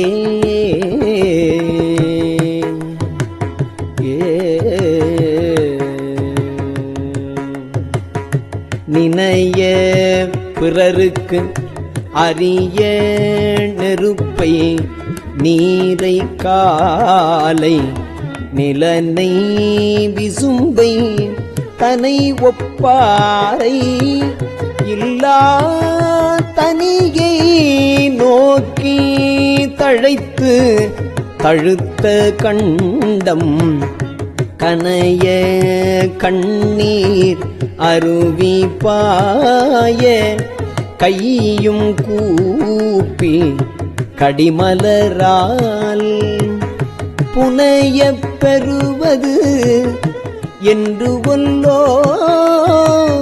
என் பொல்லாமணியை உணர்ந்தே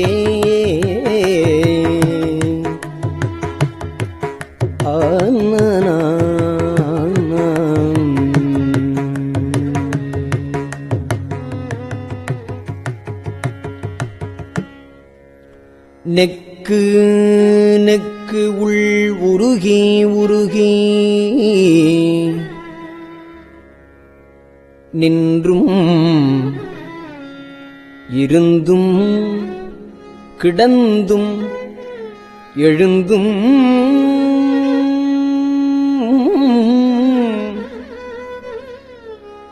நக்கும் அழுதும் தொழுதும் வாழ்த்தி நானாவிதத்தார் கூத்தும் நவிற்றி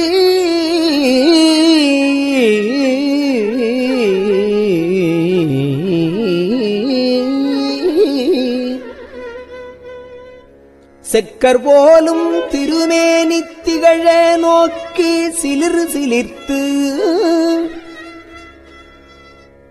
புக்கு நிற்பது என்று கொல்லோ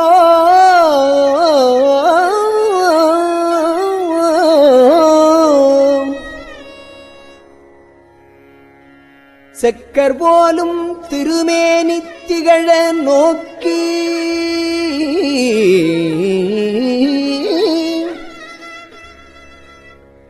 சிலிர் சிலிர்த்து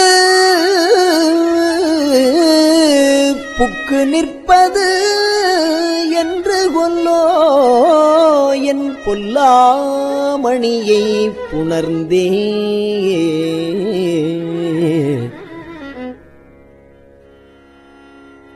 தாதாய் மூவேழுலகுக்கும் தாயே நாயேன் தனையாண்ட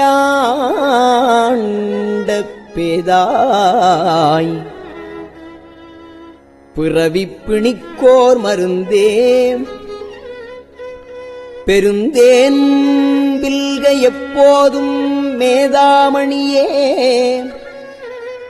என்று என்று ஏத்தி இரவும் பகலும்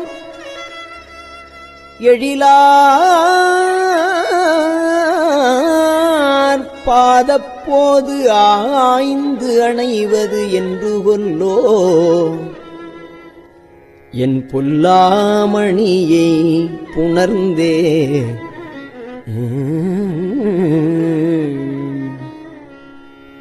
காப்பாய் படைப்பாய் கரப்பாய் முழுதும் காப்பாய் படைப்பாய் கரப்பாய் முழுதும் கண்ணார் விசும்பின் விண்ணோர்க்கெல்லாம் மூப்பாய் மூவா முதலாய் நின்ற முதல்வ முன்னே என்னையாண்ட பார்ப்பானேயம் பரமாயென்று பாடி பாடி பணிந்து பாத பூப்போது அணைவது என்று ஒன்றோ என் பொல்லாமணியை புணர்ந்தே பொல்லாமணியை புணர்ந்தே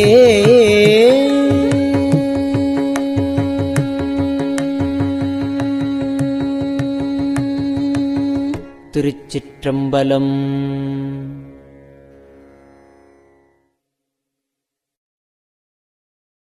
பெரியவா சரணம். இந்நிகழ்ச்சியின் அடுத்த பகுதி நாளை மாலை இதே நேரத்தில் ஒளிபரப்பாகும். பெரியவா சரணம். பெரியவா சரணம். பெரியவா வானொலியின் இன்றைய நிகழ்ச்சிகளின் நிறைவாக திருப்பொன்னூசல் வழங்குபவர் சத்குருநாத தேசிகர் அவர்கள். பெரியவா சரணம். திருச்சிற்றம்பலம். திருப்பொன்னூசல். முன்னீரும் ஆதியும் இல்லான் முனிவர் குழாம்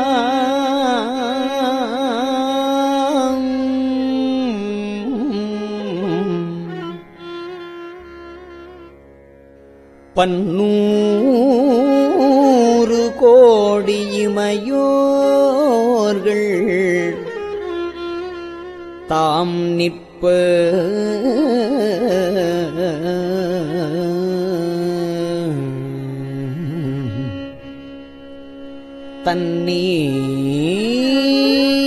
தண்ணீர் எனக் கருளி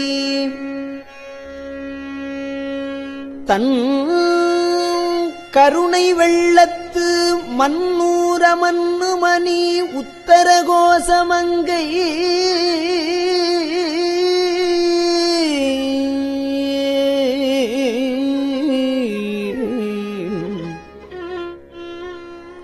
மன்னூர மன்னுமணி உத்தர கோசமங்கை மின்னேறு மாடவியன் மாளிகை பாடி மாளிகை பாடி பொன்னேறு பூமுலையீர் பொன்னூசலாடாமோ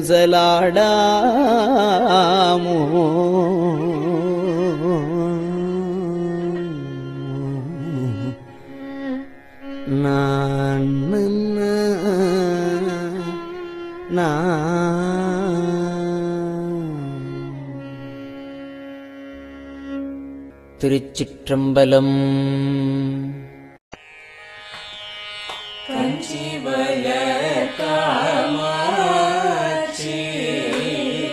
தங்குழந்தாய் சங்கரரே கஞ்சிவல காமாட்சி தங்குழந்தாய் சங்கரரே குரு சந்திரசேகரரே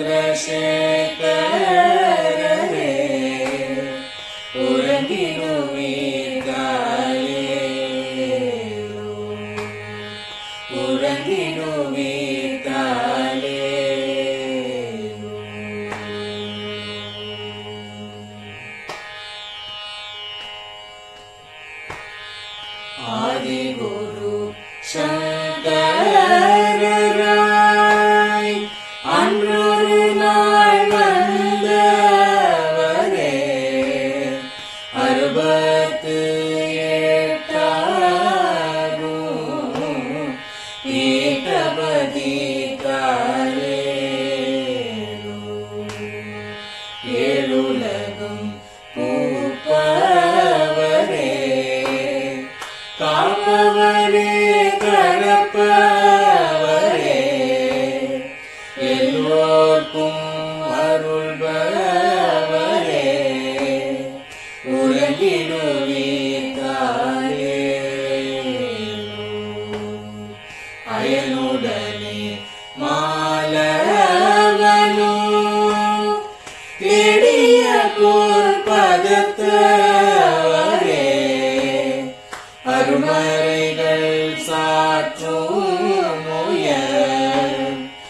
மலர்பதமே காலே முக்தி நிலை எய்திடவே சக்தி தரும் சத்குருவே முக்தி நிலை எய்திடவே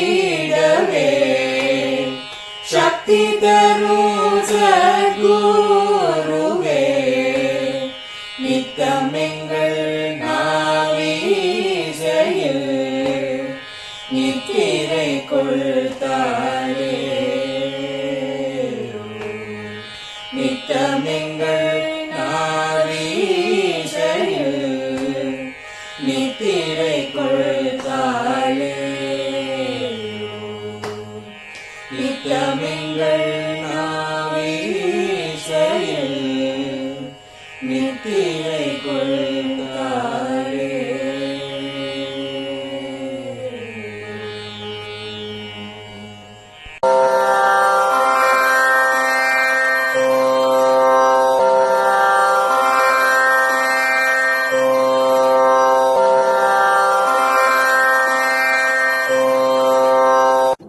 பெரியவா சரணம். பெரியவா வானொலியின் மாலை நிகழ்ச்சிகள் இத்துடன் நிறைவடைகின்றன. எமது அடுத்த ஒளிபரப்பு நாளை காலை இந்திய நேரப்படி 6 மணிக்கு துவங்கும். பெரியவா சரணம்.